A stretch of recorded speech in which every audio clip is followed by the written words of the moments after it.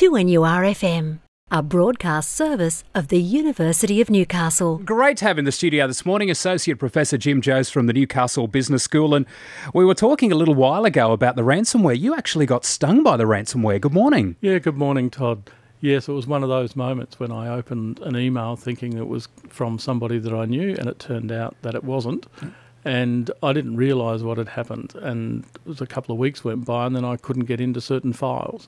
And when I called the IT people in the university to have a look at what I thought was a virus, which it was, they said, well, you've just been stung by the ransomware. Now, did they contact you?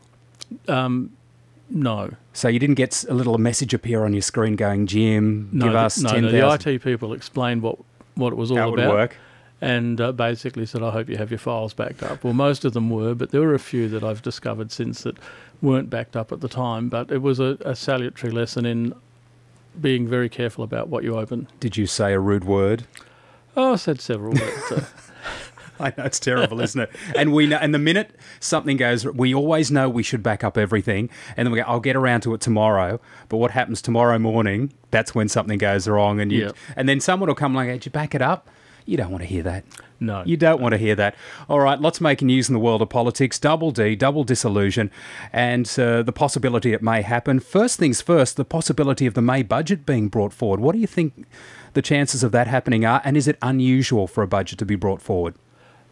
It is a bit unusual, and I'm not sure where the play is with that at the moment. That the reason that they want to bring it forward is it means that they can schedule in an election in early July. I'm not sure necessarily that there's much to be gained by bringing it forward a week, except to give them a little bit more time to sell it. So I would... I'm not sure what the actual percentage of gain is when it comes politically for the government. And I'm not convinced that they're necessarily going to go for a July election anyway. I think that there's a lot of noise, and a lot of the noise distracts from the actual issues that might be worrying the government. So by having a lot of noise around the Senate, around a possible double dissolution, they keep people busy with other things while the key issues perhaps can trundle along uncriticised. So if you're watching the lovely lady in the swimsuit, you're not watching the magician move behind the screen. Exactly. Okay, so a lot of people are saying that right about now the Turnbull government needs to do a little bit of PR, that things aren't going as well as it possibly could. But let's have a look at the double dissolution. Most people think about Whitlam and being ousted. What is the chance of a double dissolution, and what are the repercussions?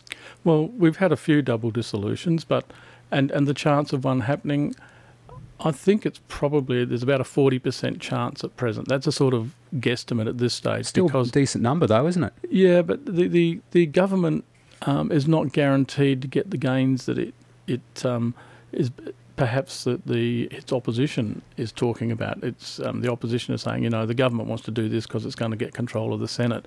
There's no guarantee that that's going to happen, and perhaps the odds of the government getting control of the Senate through a double dissolution are probably no greater than they were at the last election with a half Senate election. The issue here is that the votes tend to split across the sort of, shall we say, the divide fairly evenly, and the coalition might end up with, on average, just under 50% of the Senate seats. It's unlikely that it will get an outright majority. That the big issue here, I think, though, is for the fate of the minor parties, in particular the micro parties, and really the Senate reforms are about making it more or less impossible to get elected with less than 1% of the vote. In principle, that's a good thing. In principle, the idea that minor parties need to get a little bit more electoral support, and the reforms that the government are proposing largely are directed at that. But in a sense, they're sort of taking, to use a hackneyed metaphor, they're taking a sledgehammer to crack a nut, because they could achieve the same outcome with slightly less controversial reforms. A lot of people are saying, while the government are working so hard, won't they go to a double dissolution? They're not concentrating on running the country, and that's what a lot of people are saying. Get your mind back on the job, go to the election and just let it run its normal course. Well, as I said earlier, I think there's a bit of that going on. I think the government's quite happy to keep have people discussing the double dissolution, because while we're discussing the double dissolution, we're not worrying too much about, the fate of the economy or that sort of thing. The unimportant matters of day-to-day life. Well, the sorts of things that can really bring governments unstuck. I mean, they've had the trigger for a double dissolution for several months, probably a year. Since before Mr Turnbull became Prime Minister. So the issue at the moment that, they've suddenly got a trigger around the Building and Construction Commission. Yep. That's just, the latest in a line of them. I think there's probably about 6 that they could raise up and force a poll.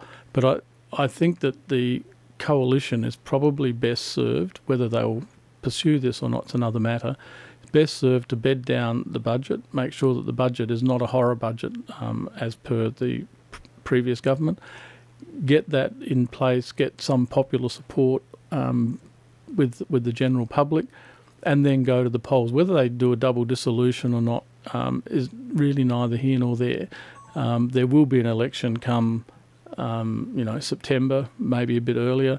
So I think that, the government's got not too much to gain by going so-called early. I mean, July is not that early anyway, as Mr Turnbull keeps reminding us. But whether they will push it for July, I don't think we've got a 50-50 chance just yet. We're slightly in favour of holding out. And I think if the government was, a bit more prudent about things, they would sort of hold off a bit longer, because the longer they hold off, the more chance the opposition have got of coming unstuck. Okay, watch this space. Politics with Professor Jim Jose, Newcastle Business School. Will they, won't they? 40% chance at this point.